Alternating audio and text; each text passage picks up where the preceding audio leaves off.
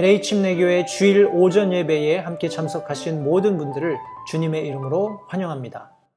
이 시간 성도들과 함께 하나님의 말씀 나누겠습니다. 오늘은 요한계시록 4장입니다. 4장 전체의 말씀, 우리 11절로 구성이 되어 있는데 요한계시록 4장 1절부터 11절까지 계속해서 사도 요한이 보고 증언한 그 내용들을 우리가 함께 살펴보게 될 텐데 특별히 4절 말씀 통해서 이 아침에 오늘 교훈을 나누겠습니다. 제가 하나님의 말씀을 읽겠습니다. 천천히 성도님들 말씀을 따라 읽으시면서 과연 사도 요한이 무엇을 보았는지 또 우리에게 무엇을 증언해 주고 있는지 이렇게 하는 마음으로 이 말씀을 함께 읽으시면 좋겠습니다. 제가 말씀을 읽겠습니다. 이 일 후에 내가 바라보니 보라 하늘에 한 문이 열려 있더라. 내가 들은 첫 번째 음성 곧 나팔 소리같이 내게 이야기하던 음성이 이르시되 이리로 올라오라. 이후에 반드시 일어날 것들을 내가 내게 보이리라 하더라. 내가 즉시로 영 안에 있었는데 보라 하늘에 한 왕좌가 놓여 있고 그 왕좌에 한 분이 앉아 계시더라. 앉으신 분의 모습은 벽옥과 홍보석 같고 왕좌 둘레에 무지개가 있어 보기에 에메랄드 같더라.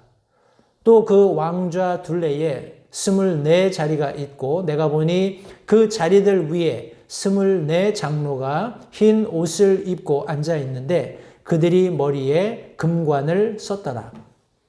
그 왕좌로부터 번개들과 천둥들과 음성들이 나오고 왕좌 앞에는 7 등불이 타고 있었는데 그것들은 하나님의 7 영이라. 그 왕좌 앞에 수정 같은 유리바다가 있고 왕좌 한가운데와 왕좌 둘레에는 앞뒤에 눈이 가득한 4 짐승이 있더라. 첫째 짐승은 사자 같고 둘째 짐승은 송아지 같으며 셋째 짐승은 사람 같은 얼굴을 가졌고 넷째 짐승은 날아다니는 독수리 같더라. 4 짐승이 저마다 자기 둘레에 6 날개를 가졌고 그것들의 안쪽에는 눈들이 가득하더라. 그것들이 밤낮 쉬지 않고 이르기를 거룩하다 거룩하다 거룩하다 주 하나님 전능자여 그분은 전에도 계셨고 지금도 계시고 앞으로 오실 이시로다 하고 그 짐승들이 왕좌에 앉으신 분 곧 영원 무궁토록 살아계시는 분께 영광과 존귀와 감사를 드릴 때에 24장로가 왕좌에 앉으신 분 앞에 엎드려 영원 무궁토록 살아계시는 분께 경배하고 자기들의 관을 왕좌 앞에 던지며 이르되 오 주여 주는 영광과 존귀와 권능을 받기에 합당하시오니 주께서 모든 것을 창조하셨고 또 그것들이 주를 기쁘게 하려고 존재하며 창조되었나이다 하더라. 아멘. 오늘 말씀을 가지고 하늘에 한 문이 열려 있더라 이런 제목으로 말씀을 나누도록 하겠습니다. 말씀을 잠시 기도하겠습니다. 살아계신 아버지 하나님 감사합니다. 이 복된 주일 새 아침에 사랑하는 성도들과 함께 하나님의 말씀을 대면하고 섰습니다. 하나님 이 말씀이 우리에게 밝히 알려질 수 있도록 성령 하나님께서 이 아침에 저희를 도우시기 원합니다. 말씀 전하는 소중의 입술을 참 주장하셔서 온전히 하나님의 말씀이 성도들에게 증거될 수 있도록 또 해서 증거된 그 말씀으로 인해서 우리가 오늘 사는 우리의 삶을 하나님 앞에서 새롭게 하는 그런 귀한 결단이 있는 이 복된 말씀의 교제 시간 되도록 도우시기를 다시 한번 간절히 바라올 때 예수님의 귀하신 이름으로 기도했습니다. 아멘. 하늘에 한 문이 열려 있더라. 기대가 되시나요? 예, 마치 우리가 꿈속에 꿈을 꿀 때 보는 듯한 그런 환상을 틀림없이 사도 요한은 경험을 했고 그것을 우리에게 일러주고 있습니다. 성도들 우리 여기 교회도 우리 좀 테크니컬리 문은 3개가 있어요. 입구는 3개가 있어요. 주차장으로 들어올 수 있는. 어떻게 보면 더 많을 수도 있겠네요. 쪽문까지 있으니까. 지금 우리가 주차장 문을 통해서 예배당으로 우리 교회로 들어오잖아요. 그죠? 그리고 저쪽 뒤쪽에도 문이 하나 있습니다. 저기 우리 뭐 저희 교회 집사는 아니지만 이 교회의 그런 안전을 위해서 저 구석에 개를 키우면서 기거하고 계시는 우리 할아버지 한 분이 계세요. 그분이 살고 있는 그 집 옆에도 이렇게 게이트가 하나 있어요. 그리고 교회 건물 예배당 앞쪽에도 문이 하나 있습니다. 그리고 이제 사이드로 들어올 수 있는 문이 몇 개 더 있는데 이 문을 찾는 게 이렇게 처음 오는 사람들한테는 쉽지 않은 것 같아요.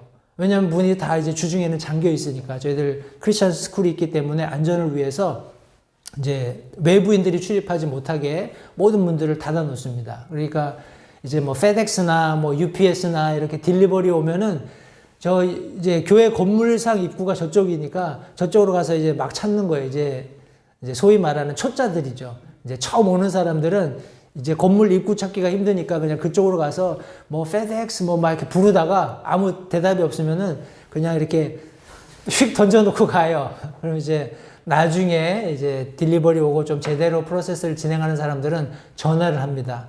전화를 하면은 저희 이제 한인사역 그 배너를 우리가 붙여놨으니까 항상 저한테 전화가 와요. 제가 받으면 페덱스인데 뭐 어떻게 해야 되냐 뭐 그래. 그러면은 이렇게 우리 47가 길로 오면 그 주차장이 있는데 거기 오면은 내가 문 열어주겠다 해서 이렇게 물건을 받거든요. 건물 안에서도 이 출입구를 찾기가 참 어려운데 성도님들 하늘에 들어가는 하나님이 계신 하늘의 보좌로 들어가는 그 입구를 찾기가 얼마나 어렵습니까? 그죠? 근데 그것이 하나밖에 없대요. 성경이 그렇게 말씀하고 있잖아요. 그런데 그리로 지금 사도 요한이 초대를 받았습니다. 성도님들 생각해 보십시오. 이것이 얼마나 영광스러운 초대겠습니까? 그죠? 뭐 백악관이나 아니면 뭐 우리 한국 같으면 뭐 청와대 지금은 뭐 대통령이 거기 계시지 않지만 우리 대통령이 있는 그런 대통령궁으로 들어가는 그 초대를 받았을 때 얼마나 가슴 설레는 그런 마음으로 성도님들 우리가 그 나를 초대해 준 분을 만나러 가겠습니까? 그런데 하물며 하나님이 저와 여러분들을 초대하실 때 그게 얼마나 영광스러운 초대가 되겠습니까? 그 사도 요한이 받았던 그 초대를 생각하시면서 우리 본문 요한계시록 4장 1절부터 2절 상반절 말씀을 보시면 이 일 후에 내가 바라보니 예수 그리스도께서 우리 자신의 증언을 사도 요한에게 우리 주시고 일곱 교회에 서신을 보내라고 하시는 이런 모든 말씀들을 듣고 난 후에 하늘에 한 문이 열려 있다라고 사도 요한이 말씀하고 있습니다. 성도님들 하늘에 들어가는 문은 몇 개라고요? 한 개예요. 예수님께서 내가 양의 문이다 말씀하셨죠. 그리고 요한복음 14장에는 내가 곧 길이요 진리요 생명이니 나를 통하지 않고는 아무도 아버지께 올 수 없다라고 단언하셨어요. 성도님들 세상이 어떻게 얘기하는지가 중요한 게 아닙니다. 참선을 통해서 아니면 신앙생활을 통해서 너의 도덕적 선행을 통해서 다양한 천국에 갈 수 있는 길이 있다라고 이야기하고 사람들을 미혹합니다. 사람들이 그 말에 굉장히 주의를 기울이고 있어요. 이렇게 하면 되겠거니 저렇게 하면 되겠거니. 왜냐하면 인간적인 이해와 이성을 가지고 바라볼 때 그럴듯하거든요. 내가 죄 짓지 않으면, 내가 열심히 종교 생활하면, 내가 이렇게 하면 저렇게 하면 하나님께서 나를 받아주실 법하거든요. 근데 성경은 분명히 말씀합니다. 하늘나라에 들어갈 수 있는, 하늘의 왕국에 들어갈 수 있는 유일한 길은 그 왕께서 마련하신 유일한 한 길인데 바로 그 길이 예수 그리스도시다 라고 분명히 말씀하고 있는 겁니다. 성도님들 이 말씀은 사도 요한의 경험뿐만 아니라 성경 전체의 경험을 통해서 동일한 음성으로 계속해서 들려지고 있는 거예요. 사도 요한이 지금 요한계시록을 기록하면서 이런저런 다른 음성들을 통해서 이런 말씀들을 듣고 확신하는 게 아니에요. 여기 보면 첫 번째 음성, 곧 나팔 소리같이 내게 이야기하던 바로 그 음성에 의해서 이 말씀이 들려졌다는 겁니다. 그 말씀에 의하면, 그의 음성에 의하면 이리로 올라오라. 이후에 반드시 일어날 일들을 내가 내게 보일 것이다 했을 때 즉시로 영안에 있게 되었다 말씀하고 있습니다. 제가 요새 이제 미국에도 창조 과학을 통해서 복음을 전하는 그런 분들이 꽤 있어요. 제가 한국에 있는 그 누군가요? 김명현 교수인가요? 그분이 창조과학 관련해서 굉장히 조금 유명하고 잘 알려진 그런 분으로 여러 가지 그런 과학적인 사실들을 가지고 이제 하나님께서 천지 창조하신 것부터 해서 뭐 노아의 홍수 뭐 이런 다양한 주제들을 가지고 이렇게 강의한 걸 제가 들어봤습니다. 근데 이제 미국에도 그런 분들이 여러 분 계시더라고요. 근데 그분들이 하는 강의의 내용이 조금 더 어떻게 얘기해야 될까요? 깊이가 있다고 해야 되나요? 조금 더 광범위하게 포괄적으로 더 많은 증거들을 가지고 이렇게 이야기하는 것 같아서 제가 여러 가지 많이 이렇게 좀 지혜를 얻고 있습니다. 그런데 하나님이 계신 그런 셋째 하늘까지의 그런 뭐 여러 가지 인간들이 가지고 있었던 뭐라고 할까요? 보호막이라고 해야 될까요? 그것이 한 7가지 되는데 노아의 홍수를 통해서 하나가 없어진 거죠. 그러면서 급격한 그런 지구 그런 생태계의 변화가 온 거예요. 그 이전에 있었던 뭐라고 하나요? 그 공룡, 우리가 흔히 알고 있는 공룡, 혹은 뭐 우리 성경에서는 용, 드래곤 뭐 이렇게 이야기가 나오는데 그런 공룡들이 어떻게 멸종하게 되었나 뭐 하는 이런 이야기들도 다 포함이 되어 있습니다. 제가 이런 것들을 다 말씀드리는 이유는 성도님들 우리가 시간을 거슬러 올라가거나 아니면 시간을 이렇게 미래를 향해서 가서 무엇인가 보고 알 수 있는 그런 여지들이 전혀 없어요. 그죠? 저희는 지금 가령 1분 후에 일어날 어떤 일들에 대해서도 감히 예측하거나 어떨 것이라고 추측할 만한 아무런 능력이 없어요. 그죠? 그냥 지금 현재라는 이 시간 안에 있으면서 그 시간을 우리의 결단과 의지를 가지고 살아갈 뿐입니다. 그러나 우리 미래를, 과거를, 그리고 현재를 모두 쥐고 계신 분은 하나님 한 분밖에 없습니다. 그리고 하나님 한 분만이 우리가 믿고 확신하는 바대로 그것들을 이루어 가실 수 있는 힘과 능력, 지혜를 가지고 계시다는 것을 성도님 잊지 마시기 바라요. 하나님께서 무엇인가를 사도 요한에게 분명히 말씀하셨을 때 그분은 그를 과거, 현재, 미래 어떤 시점으로든지 인도해 가셔서 그분이 그럴 능력이 있다는 것을 보여주실 수 있는 분이라는 거예요. 여기 말씀해 보니까 이후에 반드시 일어날 것, 이런 게 일어날지도 몰라가 아니에요. 반드시 일어난다는 겁니다. 반드시 일어날 것을 지금 사도 요한에게 보여주시려고 그를 데려가실 때에 성도는 우리 육신적인 이 몸을 가지고는 그냥 과학적으로도 그 빠른 속도로 여기 보면은 즉시로라고 얘기했잖아요. 그죠? 우리가 여기서 하나님이 계신 셋째 하늘까지 즉시로 가려면 아마 저는 개인적으로 이 몸이 후룩 다 녹아 없어져 버릴 것 같아요. 그 빠른 속도로 이 몸을 트래블 해야 된다, 여행을 해야 된다 그러면은 후룩 다 떨어져 나가고 없을 것 같아요. 그러나 영 안에서 영적인 존재로서 하나님께서 그를 초청하셨고 이제 놀라운 것들을 보여주게 되는데 한 7가지를 사도 요한이 보게 됩니다. 제가 그 경이로운 광경을 성도님들과 함께 여행하겠습니다. 근데 제가 앞서 말씀드린 여러 가지 우리 특별히 1장을 공부하면서 우리 함께 나눴던 그런 말씀들처럼 이것을 다 문자적으로 이것은 뭐 이런 것이고 저런 것이고 이렇게 인간적인 이해만 가지고 우리가 이 말씀들을 보게 되면 이건 역시 또한 괴물들이 나올 수밖에 없어요.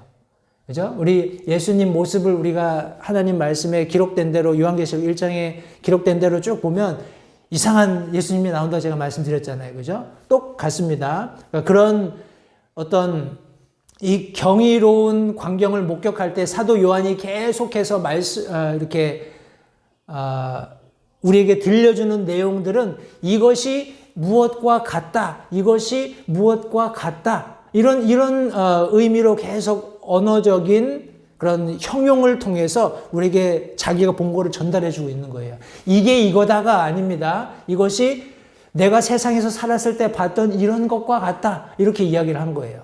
만약에 사도 요한이 페인트 공이었다면 색깔을 더 잘 말했을 것 같아요. 이게 무슨 레드에 무슨 몇 번에 뭐에 이런 색깔 같았고 뭐 투명도는 몇이고 이렇게 했을 건데 사도 요한은 그런 사람은 아니었어요. 그죠?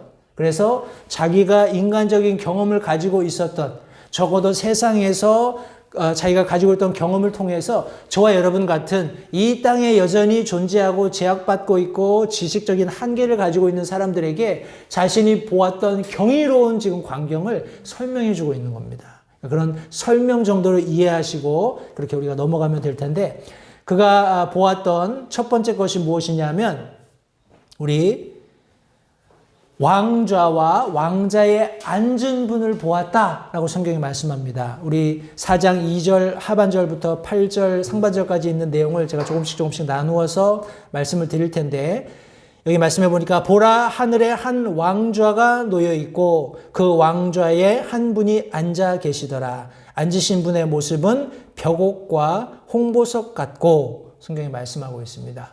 왕좌가 보였고 그 왕좌에 앉으신 분이 있었다라는 거예요. 네, 우리 마가복음 16장 19절 말씀해 보시면 이분이 누구신지 우리가 추적해 볼 수 있습니다. 이렇게 주께서 예수님께서 그들에게 말씀하신 뒤에 하늘로 올려져서 영접을 받으시고 하나님 오른편에 어떻게 하셨다고요? 앉으시니라. 우리 사도행전 7장 55절 말씀 스데반이 순교하는 그런 과정에 성령님으로 충만하여 똑바로 하늘을 우러러보며 하나님의 영광과 예수님께서 하나님의 오른편에 서 계신 것을 보고 골로새서 3장 1절 말씀 그러므로 너희가 그리스도와 함께 일어났거든 위에 있는 그것들을 추구하라. 거기에는 그리스도께서 하나님의 오른편에 앉아 계시느니라. 다 앉아 있다고 설명을 하는데 사도 바울의 우리 스데반의 순교 과정에 우리 사도 스데반은 예수님께서 왕좌에 서 계신 것을 보았다라고 말씀하고 있어요. 많은 신학자들이 예수님께서는 늘 하나님의 보좌 우편에 앉아 계시는데 스데반이 순교하는 그 순간에 너무 안타까우셔서 벌떡 일어나셨다는 거예요. 그래서 스데반이 예수님께서 하나님의 보좌 우편에 서 계신 것을 보게 되었다. 이렇게 이야기를 합니다. 일리가 있죠? 그죠? 성도님들 기억하십시오. 하나님께서 그냥 보좌에 앉아서 그냥 이제냐 저제냐 하나님께서 자, 끝 가서 이제 믿는 성도들을 데려오너라. 이렇게 하실 때까지 그냥 마냥 기다리시지 않는다라는 거예요. 저와 여러분들이 고난받을 때 저와 여러분들이 하나님의 이름으로 인해서 핍박받을 때 안타까운 마음에서 얼마든지 일어나시고 우리에게 관심을 보이시고 우리에게 사랑을 쏟고 계시다는 것 성도님들 잊지 마시기 바랍니다. 히브리서 1장 3절 하나님의 영광의 광채시요 그분 자체의 정확한 형상이시며 자신의 권능의 말씀으로 모든 것을 떠받치시는 이 아들께서는 친히 우리의 죄들을 정결하게 하신 후에 높은 곳에 계신 존엄하신 분의 오른편에 앉으셨느니라 말씀하고 있습니다. 우리 히브리서 말씀 8장 1절에 이제 우리가 말한 것들에 관한 요점은 이것이니 곧 우리에게 이러한 대제사장이 계시다는 것이라. 그분은 하늘에서 존엄하신 분의 왕좌 오른편에 앉아 계시며 우리 사도 베드로도 3장 22절 그의 첫 번째 서신에서 이렇게 말합니다. 그분께서 하늘로 들어가사 하나님의 오른편에 계시니 천사들과 권위들과 권능들이 그분께 복종하느니라. 성도님들 하나님께서 하나님의 왕좌 그분의 왕좌에 앉아 계시는 것 너무나 성경적으로 우리가 분명하게 알 수 있는 증거들입니다. 사실들이에요. 그런데 여기 사도 우리 요한은 거기에 조금 더 추가적으로 설명을 하고 있어요. 그 설명이 무엇이냐면 조금 시각적인 설명입니다. 여기 그 보좌에 앉으신 분에 대해서 설명할 때 이게 말씀해 보니까 그 왕좌가 놓여 있고 왕좌에 한 분이 앉아 계시는데 앉아 계신 분의 모습이 벽옥 같고 홍보석 같고 말씀하고 있습니다. 그리고 이제 무지개 설명하면서 두 번째 그가 본 것에 대해서 에메랄드 같았다 말씀하고 있는데 여기 제가 그림을 좀 하나 보여드릴게요. 이게 뭐 같으세요? 저도 보석에 대해서 전혀 문외한이어서 제가 인터넷을 막 뒤져봤어요. 근데 재밌는 게 뭐냐면 우리 나중에 출애굽기 28장에 보면 하나님께서 그 제사장들이 입는 그 복장에 앞에 있는 흉패를 붙이게 하셨잖아요. 거기에 보면 세 줄씩, 세 개씩 네 줄 해서 각 지파, 12지파를 상징하는 그런 보석들을 끼워서 이렇게 흉패를 붙이게 하셨는데 인터넷에 찾아보면 색깔이 다 달라요. 그러니까 보석, 예를 들어서 뭐 벽옥이다, 홍옥이다, 뭐다 이렇게 하면 뭐 홍옥은 빨간색이니까 빨간색이어야 되겠지만 다른 그런 보석들에 대해서 색깔이 다 해석이 다릅니다. 이 지금 첫 번째 보이는 보석이 벽옥이에요. 영어로 자스퍼라고 하는데 이게 찾아보면 어떤 데서는 이 자스퍼가 붉은 기운이 납니다. 그래서 이제 저는 개인적으로 그냥 벽옥이 자스퍼가 이런 푸른 빛이 도는 투명한 하얀 그런 어떤 보석이 아닐까 생각을 해서 제가 올려놨는데 혹시 여러분들이 정확한 색깔을 찾으시거든 좀 알려주십시오. 그러나 다시 한번 이것 같았다라는 거예요. 이게 아니라 이런 빛깔이 도는 그런 형체로 계시더라 이런 말씀입니다. 그리고 지금 두 번째 보이는 것이 홍보석이고 우리 맨 밑에 보이는 보석이 에메랄드 혹은 녹주석 우리 비취 색깔을 낸다 이렇게 이야기하죠. 그런 이제 보석들을 여기 지금 올려놓았습니다. 다 이뻐 보이죠? 휘황찬란합니다. 근데 제가 개인적으로 이런 보석들을 이렇게 찾으면서 머릿속에 떠올랐던 것이 이제 이 보석들은 우리가 흔히 얘기하는 보석이라고 하는 것들은 보배로운 돌멩이잖아요. 그죠? 그런데 이런 보석들의 특징이 있는데 이 특징들이 무엇이냐면 이것들이 그게 어떤 성분이 되었든지 간에 높은 기압이 있어야 된다는 거예요. 프레셔가 있어야 된다는 겁니다. 그리고 높은 온도가 있어야 돼요. 이제 화산이 터지고 하는 그 주변에 있는 아주 그냥 엄청 뜨거운 그 열기와 압축을 받으면서 오랜 시간을 지나야지만 이 보석이 된다는 거예요. 프레셔스 스톤이 된다는 거예요. 그죠? 그리고 모두 다른 빛을 가지고 있죠. 그리고 다른 경도를 가지고 있습니다. 단단하기가 다 다르다는 거예요. 어떤 것들은 가공하기가 굉장히 용이하지만 어떤 것들은 다이아몬드처럼 굉장히 가공하기가 어려운 그런 경도를 가지고 있다는 거예요. 성도님들 보십시오. 하나님께서 특별히 12지파, 그죠? 제가 이것과 직접적인 관련은 없습니다만 12지파를 제사장의 흉패에 붙이도록 하셨을 때 그 프레셔스 스톤, 그 보배로운 돌들, 보석들을 거기다 끼우라고 하셨을 때 성도님들 이것은 어떤 의미에서는 물론 1차적으로는 그 제사장이 이스라엘을 대표하여서 하나님 앞에 예배드리는 그런 어떤 상징적인 의미도 되겠습니다만 저는 개인적으로 여기 지금 사도 요한이 보고 있는 예수님의 모습이 그런 우리 나중에 요한계시록 21장인가요? 가면 그 성전의 기초석, 12기초석들도 우리가 지금 나누게 되는 이런 많은 보석들과 같은 것으로 하나님께서 새 예루살렘의 성전 기초석들을 만드시는 것을 볼 수 있어요. 성도님들 그런 모든 보석들이 가지고 있는 공통점, 높은 압력, 그리고 높은 온도, 그리고 오랜 시간, 이것은 어떻게 보면 하나님께서 믿는 그리스도인들, 저와 여러분들을 향해서 가지고 계시는 동일한 기대라고 제가 말씀드릴 수 있을 것 같아요. 성도님들, 하나님께서 그런 성전의 기초석으로 쓰시기 위한 보석들을 가령 찾으신다면 어디서 찾으실까요? 바닷가에서 찾진 않으실 거예요. 그죠? 바닷가에 그런 많은 모래가 있지만 거기에 이런 프레셔스 스톤이 있을 리가 없잖아요. 그죠? 오랜 기간 동안에 성도님들 우리가 고난을 받고 핍박을 받고 어려움이 있지만 그 가운데 인내하면서 그것을 견디는 그런 그리스도인들이야말로 하나님의 눈앞에 가장 귀중한 보배가 된다라는 사실 성도님들 잊지 마시기 바라요. 주어진 상황, 환경에 따라서 성도님들 특별한 강도, 특별한 색깔이 만들어지는 겁니다.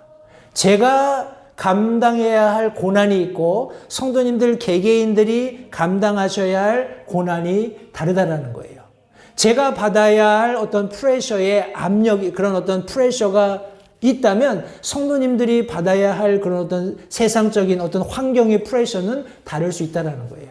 그런데 중요한 것은 성도님들, 우리가 그 가운데서 참고 인내하면 하나님께서 원하시는, 하나님께서 12기초석에 사용하실 수 있는 새 예루살렘의 12기초석으로 사용하실 수 있는 그런 아름다운 색깔로, 아름다운 강도로 빚어지게 된다는 겁니다. 성도님들, 그것을 절대 잊지 마시기 바라요. 우리 여기 에메랄드는 재밌게도 두 번째 사도 요한이 보았던 무지개의 색깔을 여기 지금 나타내주고 있습니다. 말씀해 보시면 왕좌 둘레에 무지개가 있어 보기에 에메랄드 같더라 라고 말씀하고 있습니다. 에메랄드 색깔이 제가 말씀드린 것처럼 이렇게 생겼는데 무지개가 저런 색인가요? 아니죠. 그러니까 우리 하나님의 왕좌에 무지개가 둘렸고 이렇게 하면은 사람들이 흔히 이런 무지개를 생각을 합니다. 그죠? 그런데 사도 요한이 보고 증언한 내용에 의하면 그 왕좌에 앉으신 분이 우리 뭔가요? 요 벽옥과 홍보석 같은 색깔을 띠고 앉아 계신 분의 모습이 그와 같았는데 그 주변에 무지개가 있는데 에메랄드 빛이었다라고 말씀하고 있습니다. 저는 개인적으로 저는 예수님께서 우리의 실제적으로 의가 되시는 분이시고 그분이 그 의를 이루신 것은 그분의 보혈을 통해서 이루었기 때문에 사도 요한이 어떤 실제적으로 보았을 때 이런 빛깔이 들었지만 상징적으로 우리가 그것을 굳이 해석한다면 그분의 의가 그분의 보혈을 통해서 성취된 것이라고 저는 개인적으로 생각을 합니다. 그리고 무지개가 사도 요한이 내가 그분의 왕좌 주변에 있는 무지개를 보았다고 했을 때 그것이 우리가 흔히 생각하는 보호 형태, 그죠? 레인보우라고 하잖아요, 그죠? 우리 활 당기는 그 활처럼 생겼다고 해서 우리 레인보우인데 이런 보호의 형태를 가지고 있었지만 그 빛깔이 에메랄드색, 약간 그린빛이 도는 그런 모양으로 보였던 것으로 저는 이해를 합니다. 꼭 이렇게 빨주노초 파남보 이렇게 그런 무지개일 필요 없다라는 거예요. 근데 사람들이 흔히 하나님의 왕좌와 그분 이 말씀을 듣고 그림 그릴 때 보면 다 머리 위에다가 빨주노초 파남보 그 무지개를 이렇게 그려놓더라고요. 그런데 성경적으로 보면 요런 색깔은 아닙니다. 모양은 그렇겠지만 색깔은 우리가 아까 살펴보았던 것처럼 약간 저런 그린빛이 도는 아름다운 그런 빛이었지 않겠는가 하는 그런 생각을 해봅니다. 무지개를 보게 되었고 성도님들 하늘에서 보여지는 무지개가 있어요. 그죠? 그 무지개는 창세기 우리 9장에 가면 하나님께서 세상을 물로 심판하신 이후에 내가 다시는 물로 심판하지 않겠다라고 이렇게 약속을 맺을 때 노아와 약속을 맺을 때 그렇게 하늘에 하나님께서 무지개를 보여주셨어요. 그런데 셋째 하늘에 보여지는 무지개가 있습니다. 그 무지개는 우리 에스겔서 말씀에 나오는데 제가 거기 보면 에메랄드빛 같더라 그렇게 돼 있죠. 왕좌 둘레에 무지개가 있어 보기에 에메랄드빛 같더라. 제가 이게 사파이어인데 왜 이 사진을 제가 올려놨을까요? 이게 사파이어인가요? 사파이어죠. 근데 왜 사파이어가 여기 들어가 있을까? 나중에 제가 다시 좀 그림을 끌고 와서 보여드릴게요. 에스겔서 1장 26절부터 28절 말씀해 보시면 그들의 머리들 위에 있던 궁창 위에 사파이어 돌 같은 모양의 왕좌의 모습이 있었고, 제가 이걸 설명드리려고 그래요. 예수님이 앉아 계셨던 왕좌의 모습이 마치 이런 빛깔을 띠고 있었다는 겁니다. 사파이어처럼 이런 약간 푸른빛이 도는 그런 말로 형언할 수 없지만 프레셔스 스톤의 그런 잘 갈린 이런 푸른 기운이 도는 이 색깔이 하나님이 앉아 계셨던 왕좌의 색깔이었다 말씀하고 있습니다. 한번 생각해 보세요. 이런 왕좌에 이런 빛깔이 도는 분이 이렇게 앉아 있는 거예요. 그리고 그분 주변에 있는 보우가 있는데 보우는 이런 색깔입니다. 그냥 상상만 해보세요. 뭐 꼭 딱 이렇게 그림을 그리실 필요는 없습니다. 근데 아름답지 않으세요?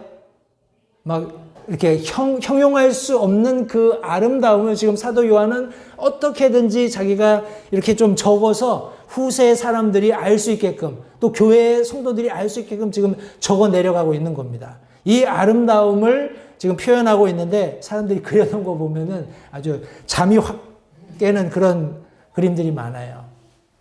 에스겔서 1장 26절부터 28절 말씀, 아까 제가 말씀드렸던 것처럼 그런 궁창 위에 있는 궁창 위에 사파이어 돌 같은 그런 왕좌의 모습이 있었고 그 왕좌의 모습 위로 그것 위에 사람의 모양을 닮은 모습이 있었다. 지금 여기 에스겔 선지자가 지금 우리 자기가 보았던 환상을 설명하고 있습니다. 27절부터 내가 보니 그분의 허리 모양으로부터 위는 마치 속에서 사방으로 불타는 불의 모양과도 같았고 호박색과도 같았으며 내가 보니 그분의 허리 모양으로부터 아래는 마치 불의 모양 같았고 그것이 사방에서 광채를 가지고 있더라.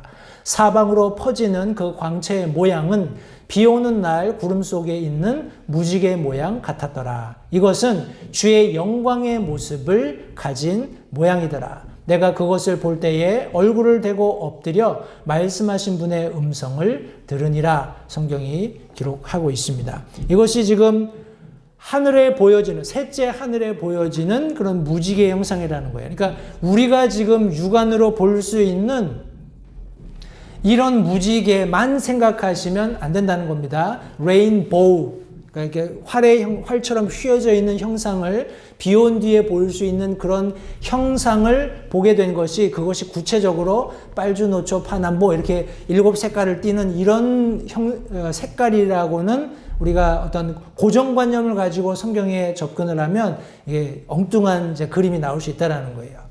그렇게 기억하시면 되겠고 우리가 읽었던 우리 요한계시록 4장 말씀에 의하면 왕좌 둘레에 무지개가 있어 보기에 에메랄드 같았다라고 말씀하고 있습니다. 그리고 또 우리 요한계시록 10장 1절 말씀해 보시면 또 내가 보니 힘센 다른 천사가 구름으로 옷 입고 하늘로부터 내려오는데 그의 머리에는 무지개가 있고 그의 얼굴은 해 같으며 그의 발은 불기둥 같더라 말씀하고 있습니다. 성경에서 우리 레인보우, 우리 무지개를 찾아보시면 우리 레인보우라는 전체 이름보다는 보우라는 이름으로 더 보우라는 이런 어떤 단어로 묘사된 경우가 더 많습니다. 다시 말해서 어떤 휘어진 형태라는 거예요. 보우처럼 이렇게 활처럼 휘어진 형태라는 것이지 여기 지금 요한계시록 10장 1절에서도 그분의 머리에 무지개가 있었다라고 했을 때 그것이 빨주노초 파남보 무지개가 이렇게 달고 내려오는 것이 아니라 휘어진 형태의 그런 우리 에메랄드 빛이 도는 그런 형상, 그것을 성도님들이 생각하시는 것이 더 성경에 가깝다고 저는 개인적으로 생각을 합니다. 그래서 그 정도로 알고 계시면 되겠고 그런 무지개도 사도 요한이 보았습니다. 그분의 왕좌와 왕좌에 앉으신 분 그리고 무지개를 보았다. 그 왕좌 주변에 있는 무지개를 보았다 설명하고 있어요. 그리고 또 다른 한 사도 요한이 보았던 그 하늘 열려있는 한 문으로 들어갔을 때 보았던 것이 무엇이냐면 바로 24장로입니다. 24장로. 4절 말씀에 또 그 왕좌 둘레에 24자리가 있고 내가 보니 그 자리들 위에 24장로가 흰옷을 입고 앉아 있는데 그들이 머리에 금관을 썼더라. 성경이 말씀하고 있습니다. 여기 금관이라고 했을 때 이것이 흔히 얘기할 때 나중에 예수님께서 우리에게 보상하시는 그런 관들은 우리 찬송가에도 나옵니다. 다이어뎀 이렇게 이야기를 하거든요. 이것은 다시 말해서 군주가 쓰는 왕관이에요. 너 뭐 10고을을 통치하라 뭐 이렇게 말씀하실 때 그런 고을로 보내는 통치자들을 임명할 때 씌워주는 왕관인데 여기 지금 성경이 말씀하고 있는 24 장로가 쓴 이 왕관은 우리가 흔히 순교자들의 왕관이라고 합니다. 순교자들의 왕관. 다시 말해서 순교를 통해서 자신의 신앙을 지키고 의롭게 되어서 이 지위를 얻게 된 그런 어떤 상징적인 인물들로서 여기 지금 24 장로가 소개되어 있다는 것을 성도님들 기억하시기 바라요. 그런 24 장로가 우리 나중에 이제 마지막에 살펴보겠습니다만 이런 어떤 하나님의 왕좌를 보좌하는 함께 앉는 놀라운 특권을 누린 것이 굉장히 어떻게 우리 그런 증언을 듣고 있는 우리 입장에는 부러움의 대상이 될 수도 있어요. 그죠? 와, 좋겠다. 어떻게 하나님의 왕좌 옆에서 저렇게 찬란한 흰색 옷을 입고 하나님과 함께 앉아 있을 수 있을까? 그런 우리가 생각을 할 수도 있겠지만 그들이 그 자리에 앉기까지 얼마나 하나님을 믿는 그 믿음 안에서 큰 희생과 대가를 지불했는가. 이것도 우리가 절대 잊어서는 안 된다는 거예요. 그가 보았던 우리 또 다른 24 장로에 대해서 요한계시록 11장 16절부터 17절이 이렇게 말씀합니다. 하나님 앞에서 자기 자리에 앉아있던 24 장로가 엎드려 얼굴을 대고 하나님께 경배하며 이르되 오 주 하나님 전능자여 지금도 계시고 전에도 계셨으며 앞으로 오실 주께 우리가 감사를 드림은 주께서 친히 주의 큰 권능을 취하시고 통치하셨기 때문이니이다.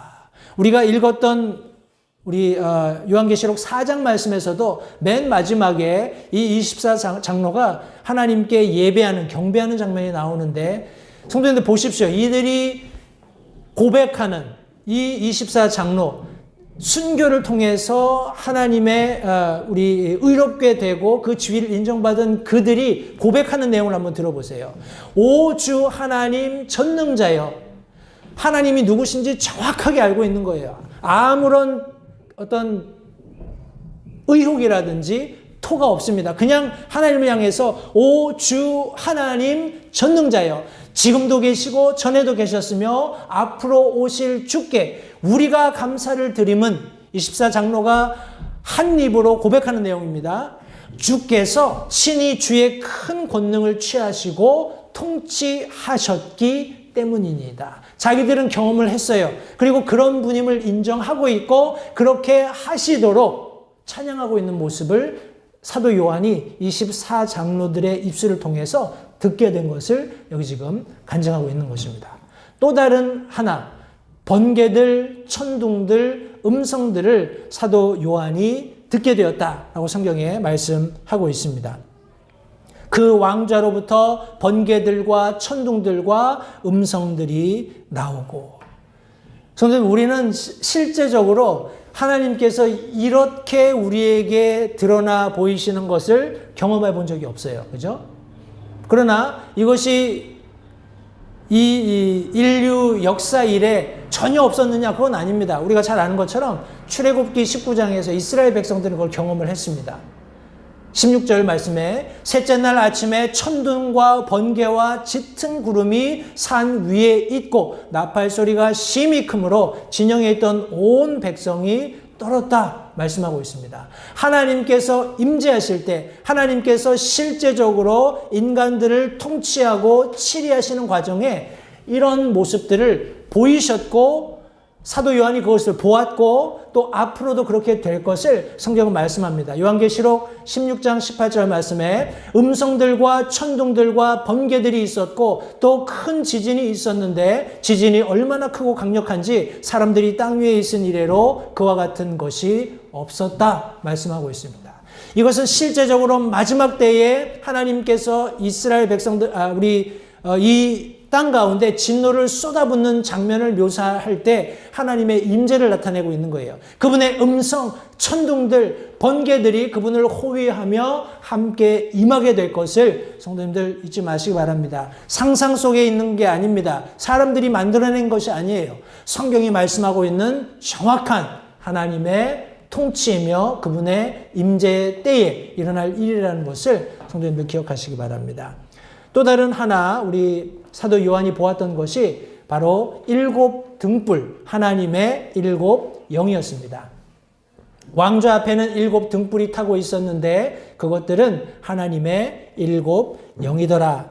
우리 에스겔서에서도 살아있는 창조물들의 모습으로 말하건대 그들의 모양은 타오르는 숯불 같고 등불 모양과도 같더라. 그것이 그 살아있는 창조물들 가운데서 오르락 내리락 하였는데 그 불은 밝으며 그 불에서부터 번개가 나오더라. 또 그 살아있는 창조물들이 달려갔다 돌아오는 것은 마치 번개가 번쩍이며 나타나는 것 같더라. 물론 우리 요한계시록에서 말씀하고 있는 7 등불, 하나님의 7 영을 설명할 때 이것이 이미 요한계시록 1장 4절에서도 언급된 바 있습니다.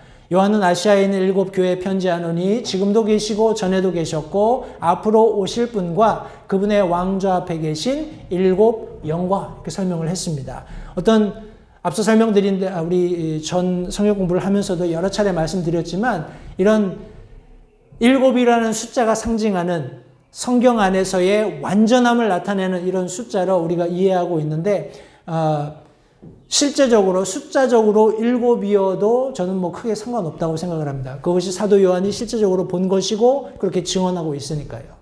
근데 중요한 것은 무엇이냐면 다른 여러 이런 말씀들을 볼 때 뭐 숫자적으로는 다를지 모르지만 분명하게 불타오르는 하나님의 영을 사도 요한이 보았고 그 영께서 실제적으로 하나님의 사역을 이루어 가신다라는 거예요. 죄들을 소멸해 가시고 어두운 곳에 빛을 비추시면서 끊임없이 하나님께서 원하시는 일들을 실제적으로 동일한 하나님의 마음을 가지고 이루어 가신다라는 것을 성도님들 기억하시기 바랍니다. 근데 사람들이 이런 말씀을 들으면 야 도대체 저 짐승이 뭘까? 저 창조물이 뭘까? 어떻게 생겼을까? 도대체 뭐 어떻게 움직이는 거야? 그런 이제 원리들을 자꾸 이해하려고 하는데 성도님들 다시 한번요. 저와 여러분들은 적어도 3차원 세계에 갇혀 사는 사람들이에요. 가령 하나님께서 4차원, 5차원으로 그러니까 저는 이제 그런 생각도 해봅니다. 과연 지금 사도 요한이 어떤 뷰 포인트, 어떤 지금 시점을 가지고 이걸 보고 있냐라는 거예요. 위에서 보고 있을까요? 옆에서 보고 있을까요? 아니면 45도 각도로 보고 있을까요? 모르겠어요. 그것은 지금 우리한테 아무런 의미가 없다라는 거예요. 사도 요한이 영 안에서 보게 된 그런 것들을 우리가 fully understand, 완전하게 이해할 수 있으리라고 생각하지 마세요. 그런 전제를 가지고 사람들이 막 이 말씀을 가지고 그림을 그리니까 희한한 괴물들이 막 나오는 겁니다. 언젠가 우리가 보게 되겠죠? 언젠가 분명하게 하나님이 우리를 아시는 것처럼 우리도 하나님을 정확하게 알게 될 그날 24장로가 찬양했던 것처럼 하나님은 살아계신 유일하신 창조주이시고 하나님 하시는 것이 모두 옳고 그것을 지속해 가시는 것이 마땅합니다. 이런 찬양을 하게 될 것이라고 확신합니다. 그리고 또 다른 하나 사도 요한이 보았던 것이 무엇이냐면 수정 같은 유리바다를 보았다라고 말씀하셨어요. 제가 어렸을 때 이 말씀을 읽었을 때 야 이제 뭐 해운대 가면은 바다 쫙 있잖아요. 근데 그 바다가 다 수정같이 쫙 돼 있는 뭐 이런 바다라고 생각을 했어요. 그게 아닌 건 아시죠? 그 바다가 아니라 여기 지금 이스라엘 백성들이 가지고 다녔던 성막의 모형입니다. 성막의 모형인데 여기 요 동그랗게 만들어 놓은 요 물 담는 통을 바다라고 해요. sea 우리가 얘기하는 뭐 해운대니 무슨 뭐 경포대니 하는 그 sea 그 단어는 똑같아요. 그래서 바다라고 번역을 했는데 우리 요 성전 기물을 바다라고 합니다. 이것이 솔로몬이 성전을 지을 때 만들었던 바다입니다. 열왕기상 7장 말씀에 쭉 이렇게 기록이 되어 있는데 놋을 부어서 만들었어요. 그런데 이 두께가 손바닥 정도, 손바닥 너비 정도 된다고 말씀하고, 그러니까 이 정도 두께로 만들어진 겁니다. 대략 4.5m 정도 크기가 되고요. 엄청 크죠? 우리 지금 여기 예배실도 뭐 4.5m 하면은 글쎄 저 정도 될까요? 우리 뭐 어진간히 이제 수영장만한 그런 이제 바다를 만들었던 겁니다. 이 안에 44,000리터의 물이 들어갈 수 있어요. 성도님들, 근데 이 바다의 목적이 뭐였을까요? 이 바다의 목적이 뭐였을까요?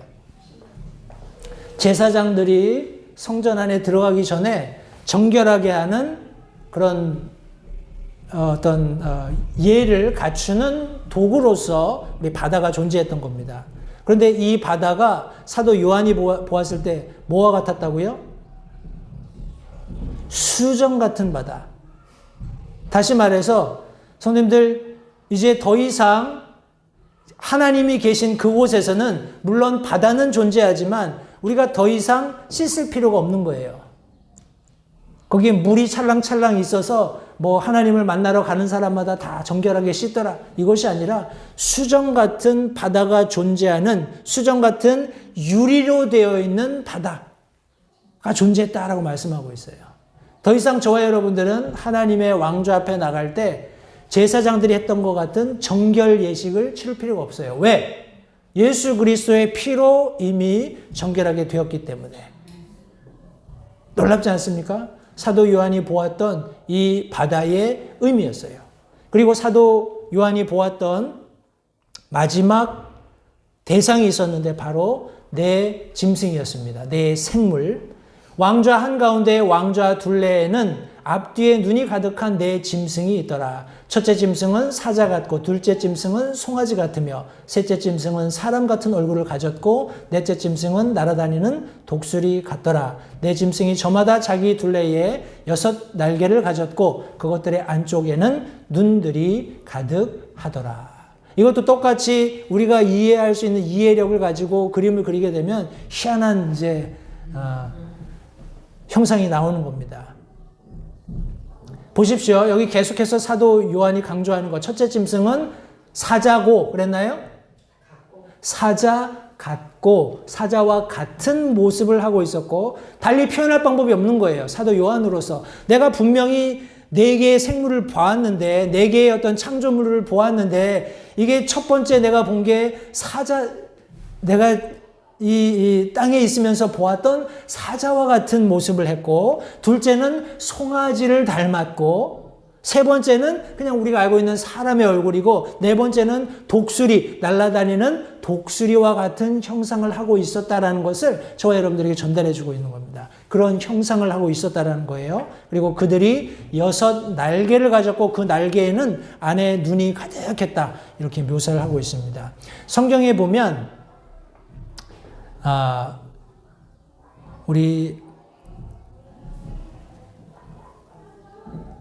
제가 에스겔서 말씀을 하나 더 하고 설명 좀 드리겠습니다. 에스겔서 1장 5절 그리고 10절 말씀해 보시면 이것은 에스겔이 보았던 환상이에요. 또 그것의 한가운데로부터 살아있는 4 창조물의 모습이 나오더라. 그들의 모양이 이러하니 곧 그들이 사람의 모습을 가졌더라 하면서 얼굴 모습으로 말하건대 그들 넷이 사람의 얼굴과 오른쪽으로 사자의 얼굴을 가졌고 왼쪽으로는 소의 얼굴 그리고 독수리 얼굴을 가졌다라고 말씀하고 있습니다. 유사하죠. 그러나 사도 요한이 보았던 것, 에스겔이 보았던 것에 차이가 있습니다. 이제 그거를 다 사도 우리 요한계시록 4장을 통틀어서 이제 사람들이 상상해서 그려놓은 거예요. 그냥 이렇구나 생각만 하시면 돼요. 이런 건 아닐 겁니다. 그런데 보니까 여기 왕좌에 앉으신 분이 계시고 또 그분 주변에 레인보우, 보우 형태의 그런 빛이 나는데 그게 에메랄드 빛이고 4 생물이 있고 24장로가 24 자리에 앉아 있고 그들이 금관을 쓰고 있고 여기 지금 7개의 불타는 그런 근데 이제 뭐 램프는 아닌데 여기서 이 사람도 어떻게 이해했는지 램프로 그려놨어요. 그러니까 뭐 이런 유의 이 모습이 될 거다. 성도님들 우리가 사복음서를 이야기할 때 우리 마태, 마가, 누가, 요한 복음을 얘기할 때 이렇게 이야기를 합니다. 우리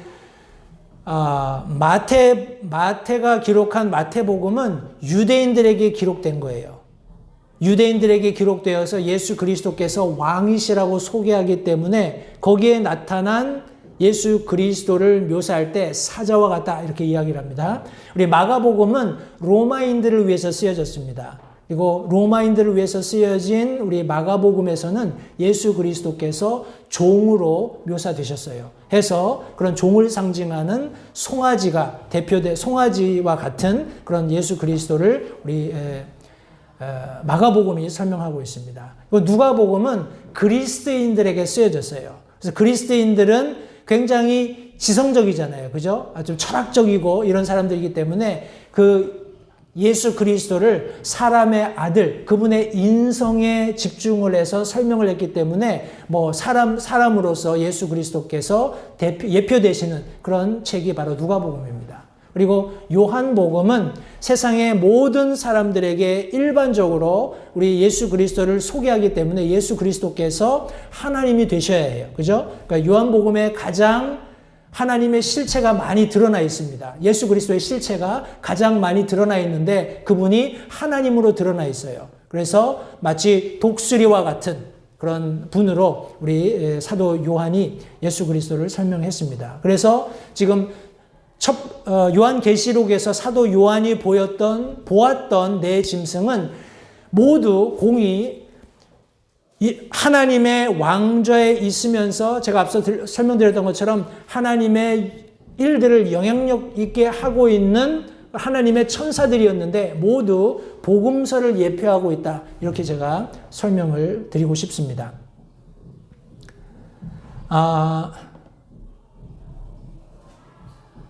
제가 그렇게 설명을 드릴게요.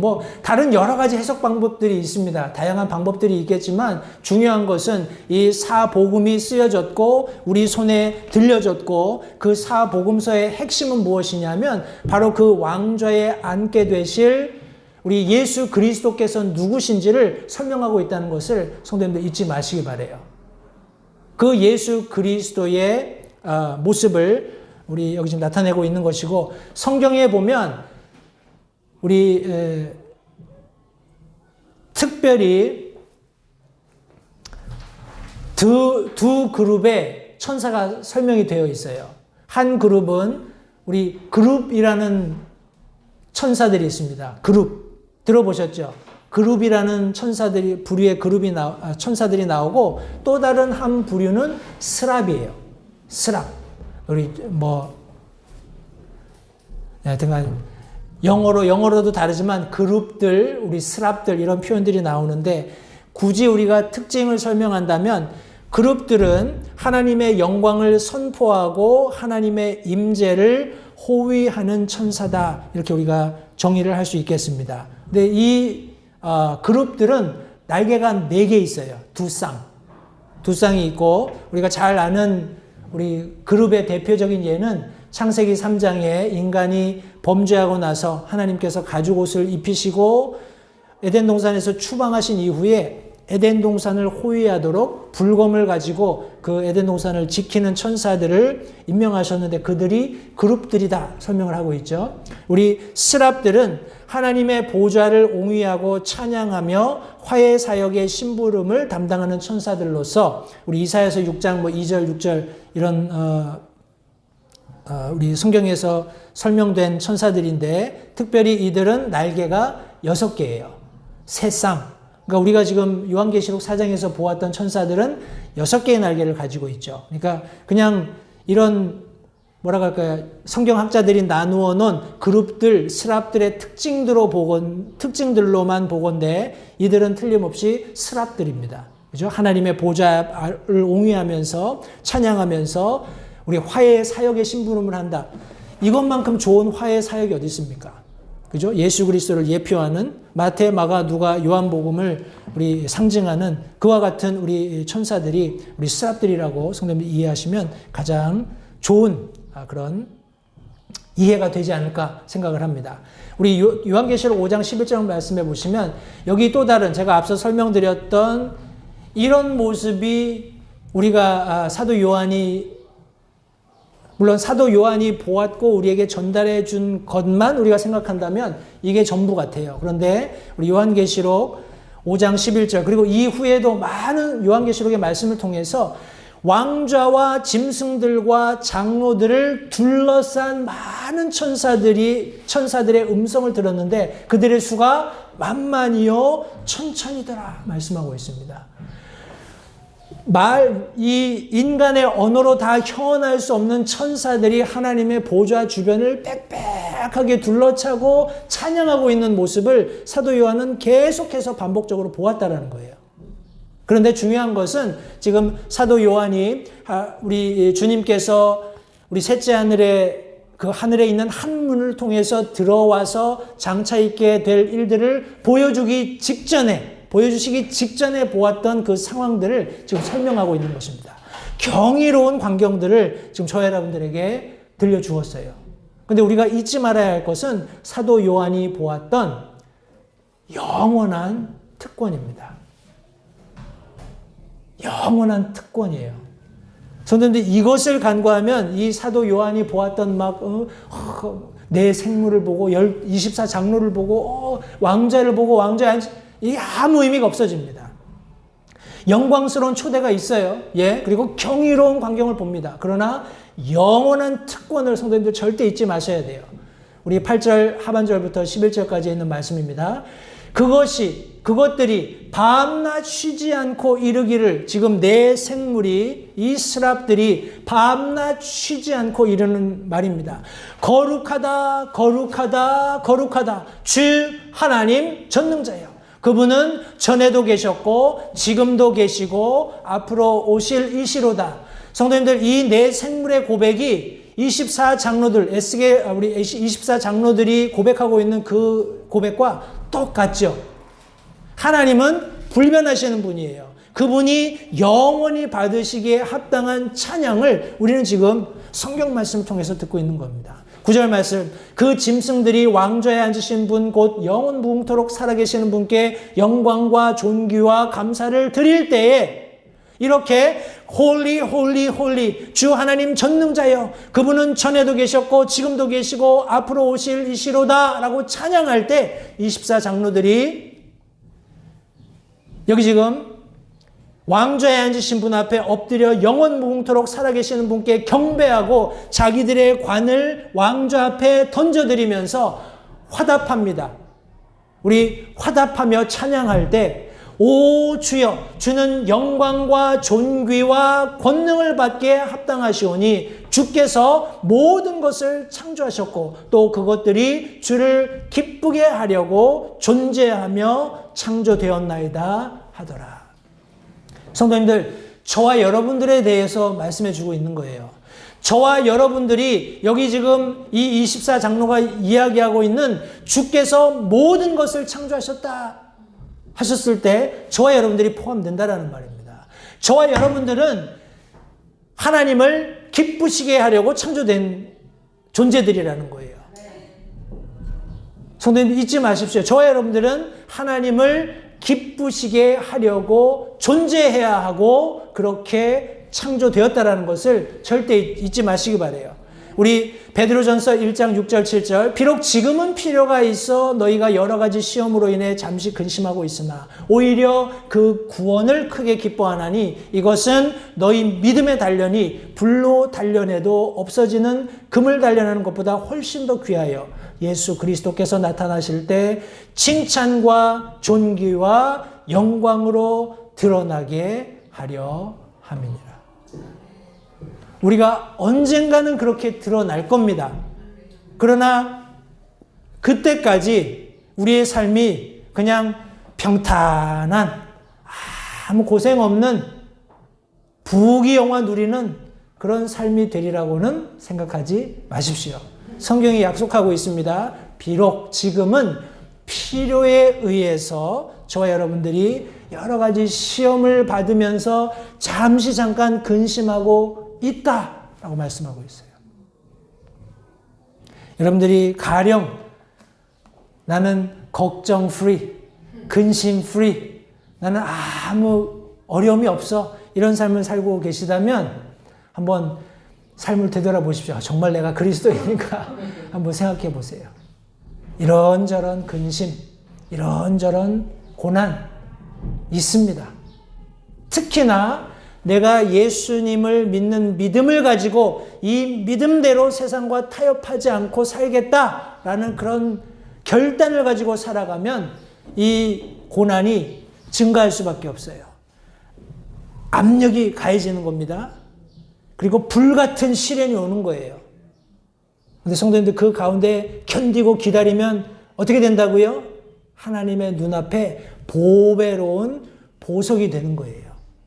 그러면 이제 예수 그리스도께서 나타나실 때 칭찬과 존귀와 영광으로 드러나게 되는 겁니다. 성도님 바라기는 제 삶이, 여러분들의 삶이 하나님이 보실 때 precious stone 어디에 숨어 있었냐? 갈고 닦고 하나님께서 자기 주머니에 넣고 다니고 싶어 하시는 그런 삶을 살 수 있었으면 좋겠습니다. 마지막 골로새서 1장 14절부터 18절에 있는 말씀 읽고 마실 텐데 말씀을 보십시오. 그분 안에서 우리가 그분의 피를 통해 구속, 곧 죄들의 용서를 받았도다. 그분께서는 보이지 아니하시는 하나님의 형상이시오. 모든 창조물의 처음 난 자이시니 이는 그분에 의해 모든 것이 창조되었기 때문이라. 하늘에 있는 것들과 땅에 있는 것들과 보이는 것들과 보이지 아니하는 것들, 곧 왕좌들이나 통치들이나 정사들이나 권능들이나 모든 것이 그분에 의해 창조되고 그분을 위하여 창조되었노라. 또한 그분께서 모든 것보다 먼저 계시고 모든 것은 그분으로 말미암아 존재하느니라. 믿으세요? 지금까지 제가 읽은 이 몇 절의 말씀이 여러분들에게 아멘이 되십니까? 그렇다면 그분께서 몸, 곧 교회의 머리가 되셨다는 것을 잊지 마세요. 성도님들, 모든 것을 창조하시고 모든 것에 으뜸이 되시는데 그러면 왕좌에 앉아서 통치하시면 그만인데 여기 성경 말씀에 보니까 그분께서 그분의 몸, 곧 교회의 머리가 되셨다는 거예요. 다시 말해서 이 교회가 그 어떤 왕국보다 존귀하다는 겁니다. 이 교회가 그 어떤 나라보다 하나님의 눈앞에 귀하다라는 거예요. 그분께서 시작이시요 죽은 자들로부터 처음 난 자이시니 이것은 그분께서 모든 것에서 으뜸이 되려 하심이라.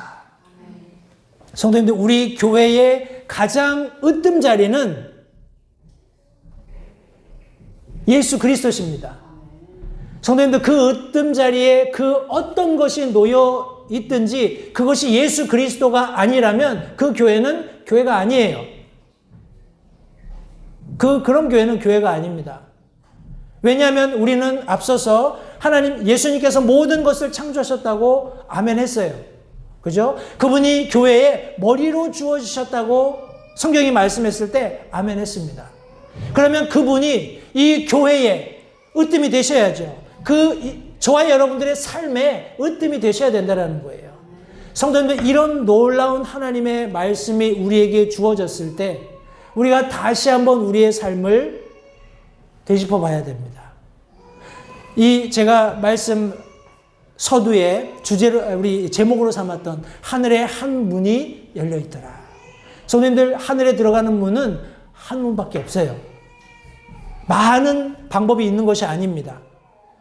예수님께서 저와 여러분들을 영광스럽게 초대해 주셨어요.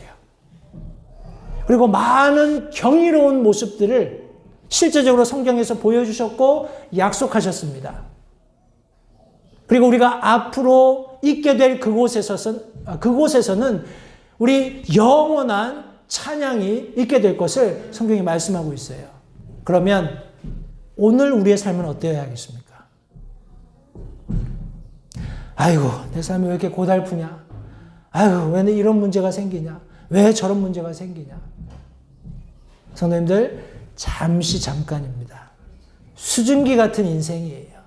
오늘 아침에 피었다가 저녁에 시들어 없어져 버리는 그런 풀 같은 인생을 우리가 살고 있는 겁니다.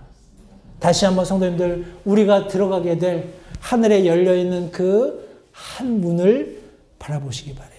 그 문이 열려 있습니다. 우리가 들어오도록 기다리고 계세요. 그날이 도래하고 있습니다. 성도님들, 오늘 하루 부지런히 열심히 하나님의 영광을 위해서 사실 수 있도록 결단하시고 내일도 그렇게 하십시오. 이번 한 주 그렇게 사세요. 우리 4월 며칠 안 남았는데 4월 달 그렇게 하십시오. 2023년 그렇게 하십시오. 우리 하나님께서 우리를 부르실 때까지 그렇게 할 수 있는 힘을 하나님께서 주실 것입니다. 아멘. 같이 이 문으로 들어가서 하나님을 영원히 찬양할 그날을 고대하면서 그렇게 매일 매 순간 살아가시는 LH님의 성도님들 되시기 바랍니다. 기도하겠습니다.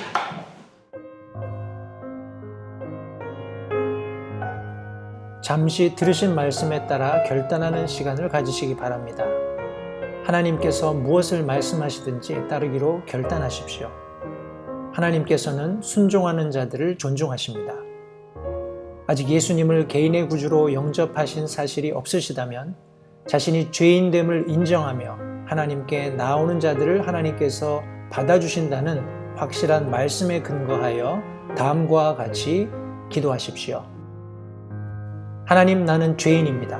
나는 내 죄로 인해 죽을 수밖에 없음을 압니다.